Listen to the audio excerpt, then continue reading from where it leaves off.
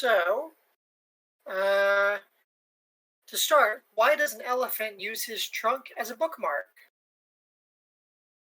So he knows where he stopped reading. Hello, everyone, and welcome to my panel on making furry anthologies exciting. If you don't know me, I'm Hal. I am a editor for Thirst Now Publications as well as Sinister Stoke Press. And this is my fiance Izzy, and he's joining me today because we thought it'd be fun for him to join me. So, I'm going to be talking today about about ways to make furry anthologies exciting. Now, if I was doing a full hour panel, I would have focused a lot more on the general practice of editing an anthology. But I'm really wanting to focus on this idea of the exciting reading experience of an anthology. So I'm kind of going to talk through that stuff. So, in general, there are two dominant philosophies when it comes to editing an anthology. The first is that the anthologist should more or less be invisible. That good editing means it's not noticed, that it doesn't draw attention to itself.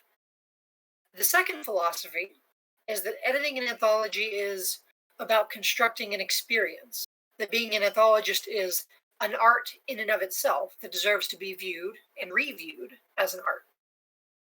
So I want to showcase, to start, some books that really do a good job of doing this, of showing how anthology can be a reading experience as a collective whole.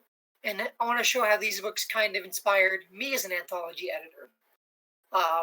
And with each of these titles, like, each book draws attention to the way it's organized and edited. It draws attention to those ideas as opposed to draws away from. So the first one is X by Kyle Gold. And I had a hell of a time getting this book, but I got it finally. One of the beauties of this book is it's organized into each of the 10 commandments.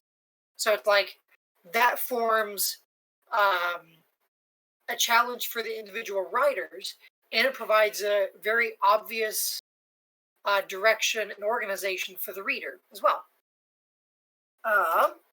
Next, I think this is one of the few safe for work covers I could find of it, is Heat. Because Heat, if you don't know, has short stories, it has advertisements, it has comics, it has poems. So it's really this collective experience where you're getting this kind of magazine feel with it, which is very rare. I know we're getting that with your Omer, which is cool. So as for a marketed anthology, it's being turned into this magazine, which is super cool. Another one is Gods with Fur by Fred Patton. Now, I just chose this one as an example of a Fred Patton anthology, because with a lot of his books, you'll see that at the start of every story, he likes to put this little forward to each individual story. Sometimes it comes across as a little bit defensive, kind of like a, here's why I wanted to include this story, in case you weren't sure after reading it. But sometimes it provides a nice little scene setting after just finishing another story. Yeah, I hear you, BP Rugger. Like, there are a lot of cool anthologies.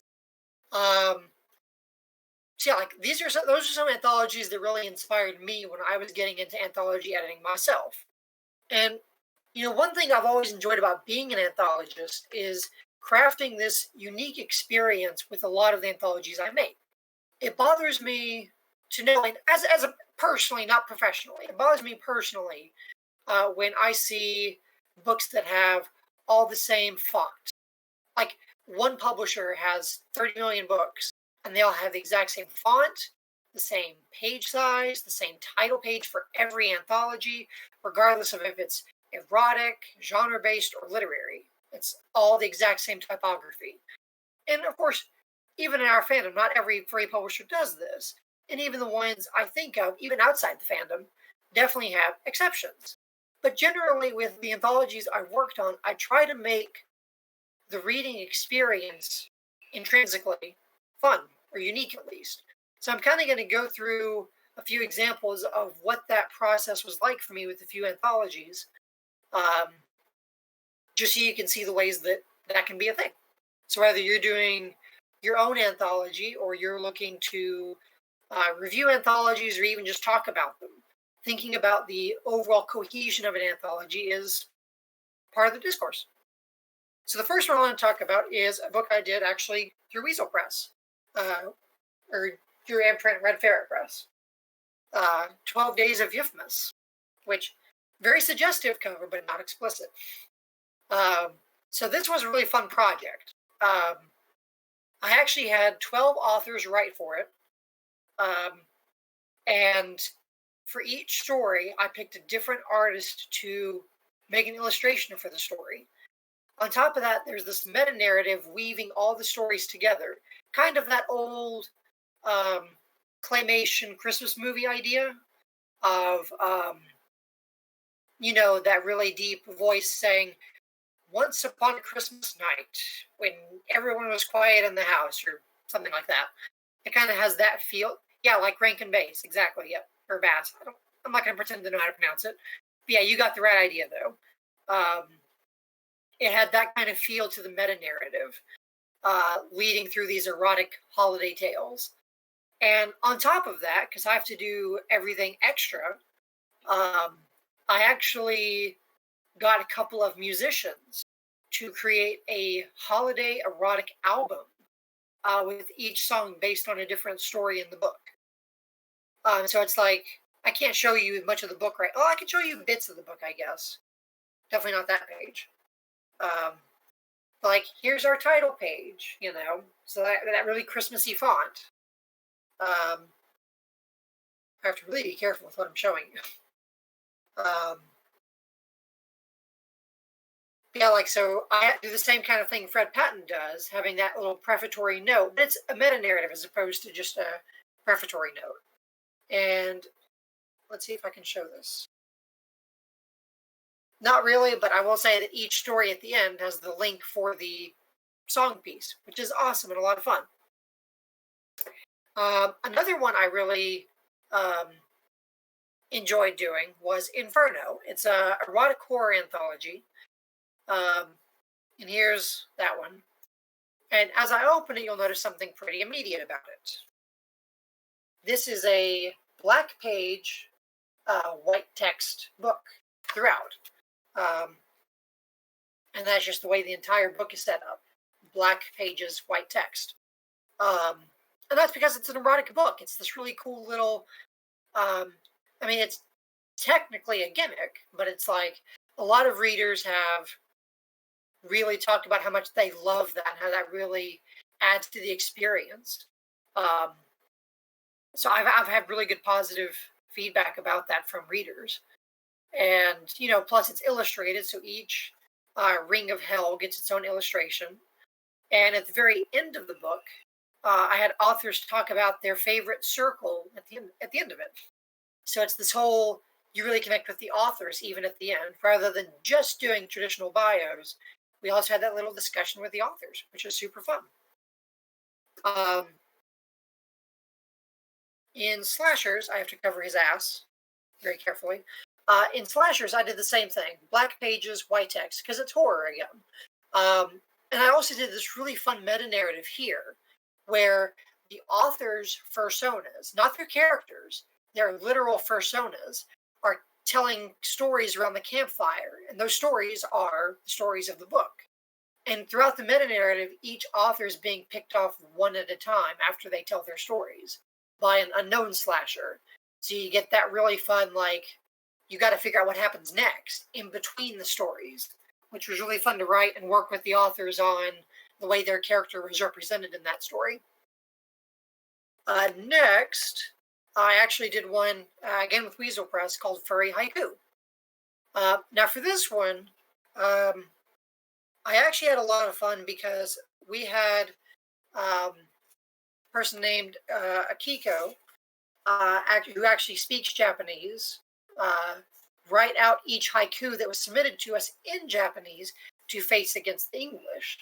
So that was really great, just being able to have that kind of cultural element to the book, as opposed to just having the English of this traditional Japanese art form. So that was super fun.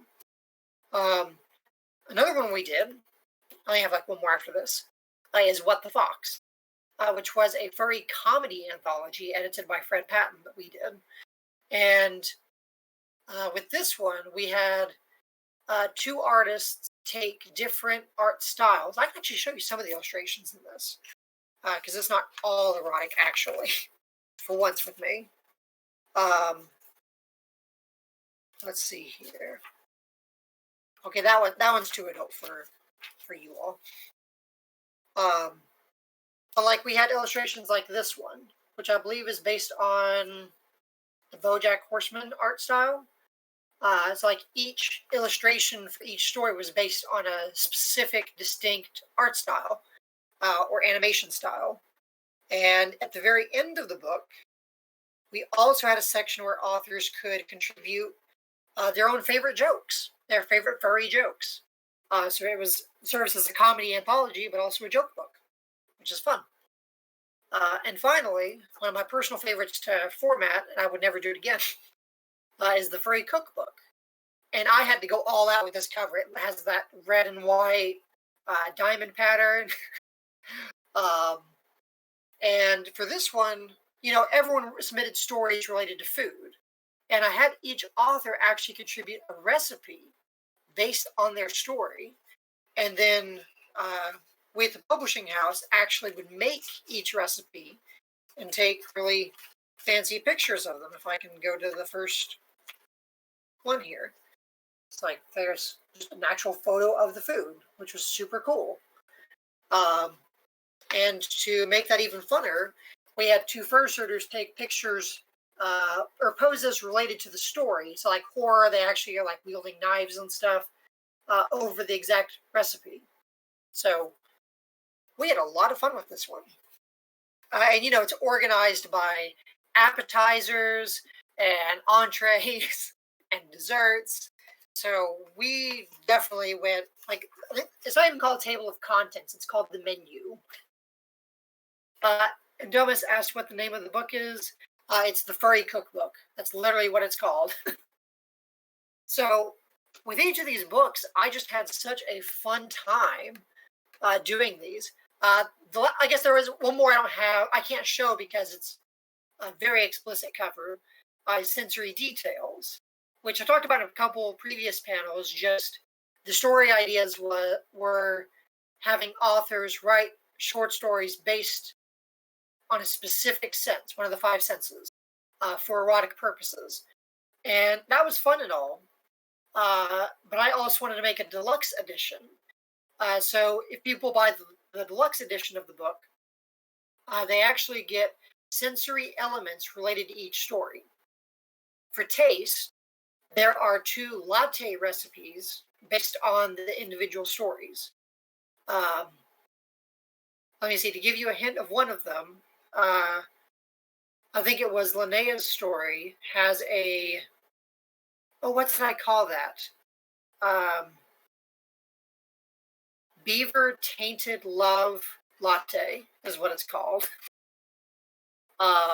So that gives you a hint as to what that is. The touch element of the book had actual fur and leather textures inserted in the package. Art, or the site, we had actual art prints included in the package. Sound, we had a CD included with accompanying sound to go with the stories. Smell, we actually had a furry cologne maker make colognes based on the characters in 2 of the stories. Am I missing one? Sight, hearing, taste, sight, smell. I think that's right. Sight, hearing, taste. Sight, hearing, taste, touch, smell. Yeah, okay. So we got all 5. And obviously I'm not saying that every anthology has to be this crazy over-the-top ordeal for editors. But it's fun to think outside the box and have fun with those kinds of projects. And I mean, for me, it's like, fun is fun. I'm going to have fun with it. The readers always have fun with it. And for me, that the work I put into it is always worth it. Just hearing people say, I love this aspect of the book. Because for me, being an anthologist is an art style all on its own. So yeah, as a Dr. Isix. I called you Drizix. I know earlier it's Dr. Isix, I believe. Yes, it's anthologies can be an opportunity for sure. So, what questions do you guys have for me? Anything at all?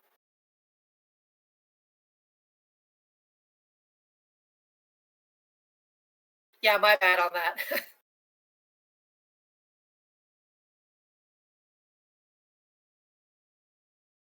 And yeah, Francis, I'm glad you liked the book as well. It was definitely a passion project for me.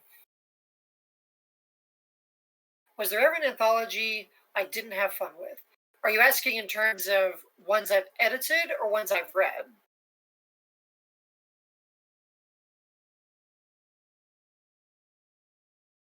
Both. Okay, so in terms of reading, I'm definitely not going to name names because that's not what this panel is about, really. I'm not trying to do anything like that or degrade anthologies that don't go above and beyond necessarily. Because often those anthologies still go above and beyond in terms of the story quality themselves. Um, but I've read a lot of anthologies, both in and out of the fandom, that will literally have the same font, uh, even if it's not the same series, but it's the same publisher. And just as a personal reader, this isn't me being an editor, like pissing on other publishing houses, just as a personal reader. I don't enjoy it that much when I open a book and I see that it looks the exact same as the volume before it. That doesn't interest me all that much. Um, that's just me as a personal reader.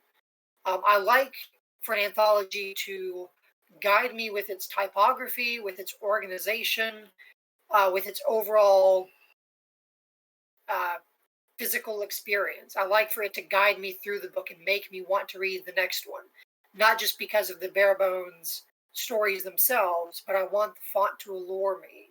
I want the idea of the book to allure me further. In terms of ones I've edited that I didn't have fun with, um, what's one that I've edited that I didn't have a lot of fun with? I guess I would say probably the species and breeds anthologies. Um, they didn't get a whole lot of submissions, even with the popular ones like wolves and foxes. And um, even though they were illustrated, I felt like that. I feel like it was a failed experiment, that anthology series. I kind of had the idea that people would like to have an anthology that's their literal species. Um, but I got the sense that not even the authors really bought into that much. I mean, it was a learning experience for me. I don't regret doing it. Um, but I can't say I had the most fun with those ones, though. Um, yeah, BP Rucker. The one review for that's pretty good. uh, Dr. Isix, any thoughts on story ordering? So generally, I find a lot of the philosophies on that to be pseudoscience. Like I hear a lot of, oh, to be placed at the first story of the book is such an honor. That's like prized spot. And then I hear people go, oh no, the last story is the really important one. Like for me, all I care about as a reader is that I don't feel like I'm reading the same story back to back. It bothers me if I'm reading three straight relationship stories back to back, or if the three stories back to back are all in the same subgenre or the same type of story. It's like if there are similar stories in a book, they need to be split up. I mean, it's like that's pretty much my main sense of ordering. When I'm organizing an anthology, I'll actually make tags for the stories on a spreadsheet. Like they'll be like, here are the gay ones, here are the straight ones, here are lesbian, here's polyam.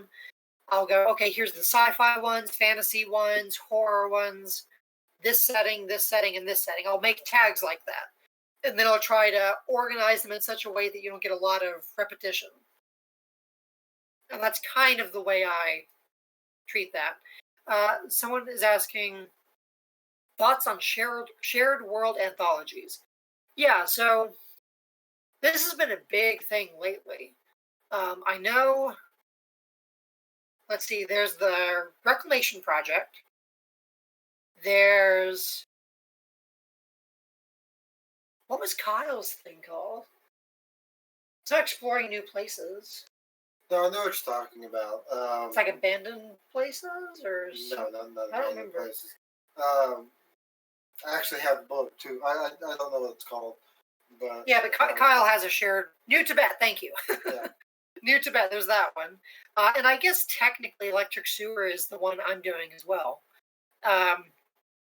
And Greg Luderman had one as well for his Conti Cycle, or his and Rick Griffin's Conti Cycle universe.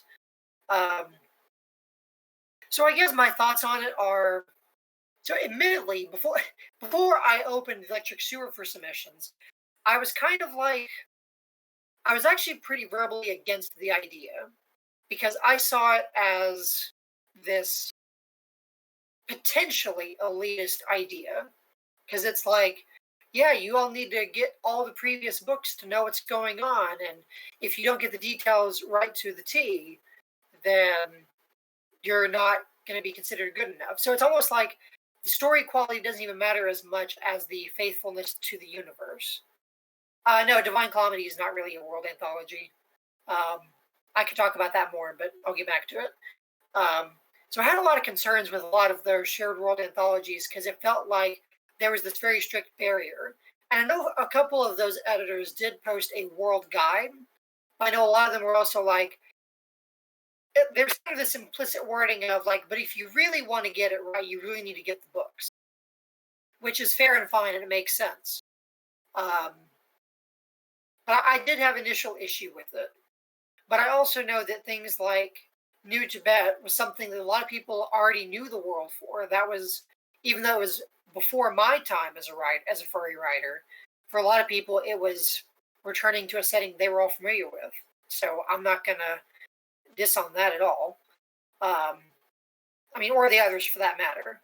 I felt like it was a lot more. It asked a lot more of writers, but I don't think that's necessarily a bad thing. I don't think so. I think it's a more complex thing. I think that's my judgment on that, I guess. To go back to what Domus was saying about Divine Calamity, there's a meta narrative that's a shared world, I guess, because like the people who are editing it and writing the meta narratives, so me, Izzy, and Cedric, we all kind of have to work within our shared world that the three of us have created, but the authors submitting don't have to do that. So that's kind of that's a complex one. Any other thoughts? I know technically we only have 1 minute left, but I'm also the next panelist, so I'm not going to be offended if I go 3 or 4 minutes over.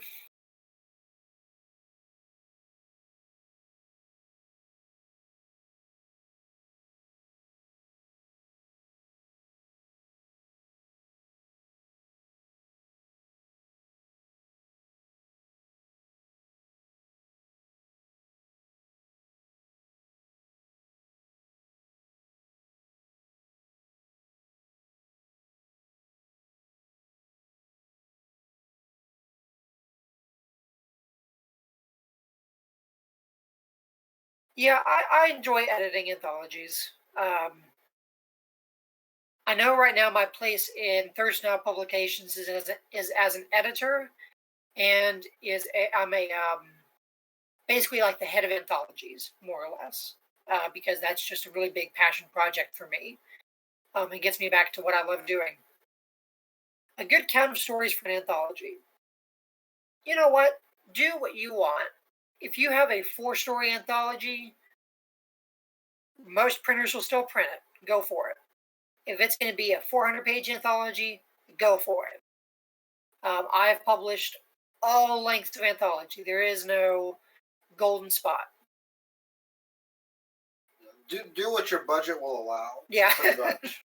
Yep. Who comes up with ideas for anthologies? Mostly me, because I go, especially because I think in terms of experience when I'm thinking of an anthology. I usually come up with the idea for an experience before I come up with the anthology itself. Like Seven Deadly Sins, I was like, we need the sins.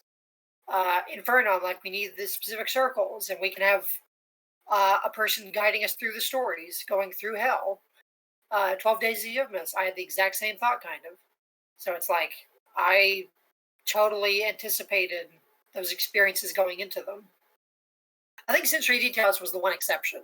Furry Cookbook, I knew I was going to want recipes for that. I knew it was going to be formatted like a cookbook.